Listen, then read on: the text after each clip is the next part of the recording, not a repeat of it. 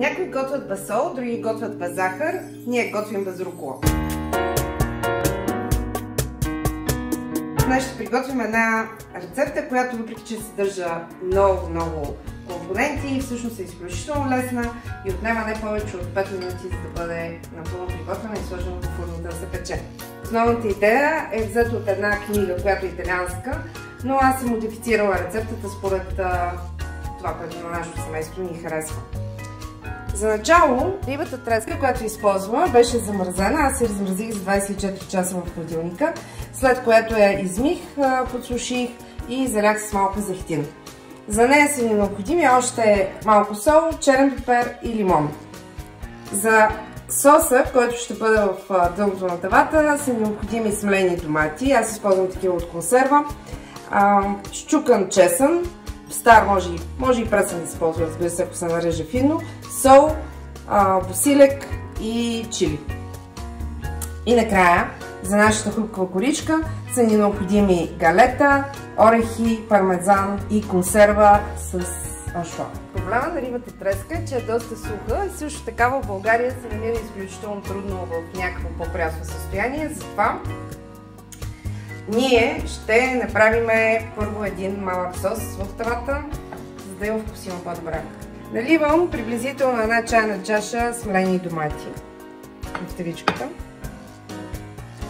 след което добавям количество по желание на кой колкото обича люто чили. В нашето семейство се яде доста люто, така че мога да сложа смело една чайна лъжичка. Добавям приблизително 2 скилитки с чесън, които са счукани които са пресовани с преса за чесън. Малко сол, наистина малко, защото доматите, смелените, които ползвам, са от консерва и са леко посолени. И една доста по-щедра лъжичка с босилек. Всичко това го разбъркваме добре, както е в тавата.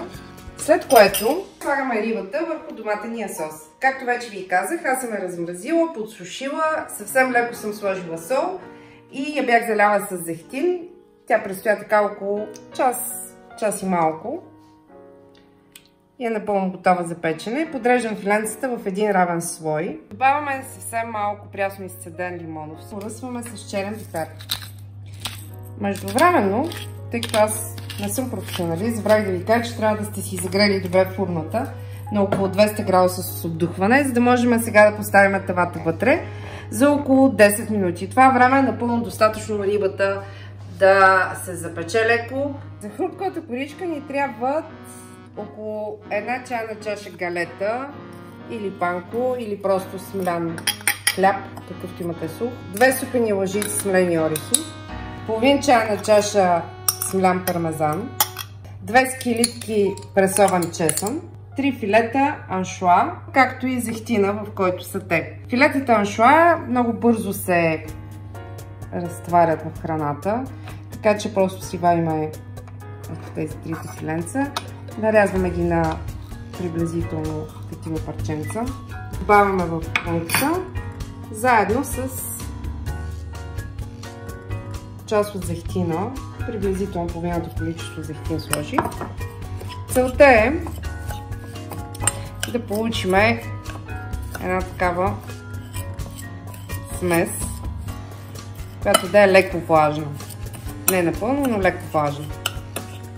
Това е поръската за хрупката коричка. Така изглежда рибката, след като е изпечена в продължение на 10-15 минути, зависимо от това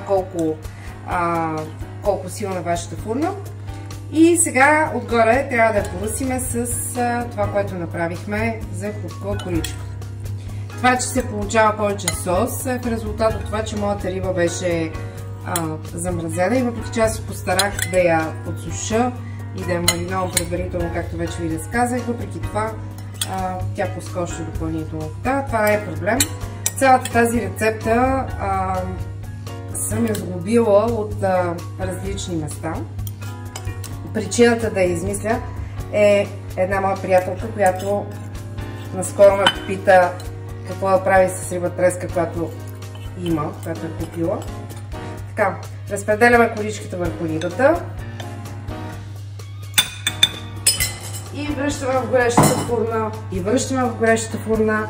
За още примерно 10 минути, или докато се зачерви, или докато ви изглежда достатъчно хубаво. Така изглежда готовия гратен, след като е седял още 10-12 минути в фурната на 220 градуса. На здраве за добрите приятели, за добрите идеи, за нашите рецепти. Ако ви е харесала тази рецепта и искате да ни следвате, обязателно сложете лайк и се подписвайте на нашия канал без рукола. Някой ден ще ви разкажем защо без рукола. На здраве!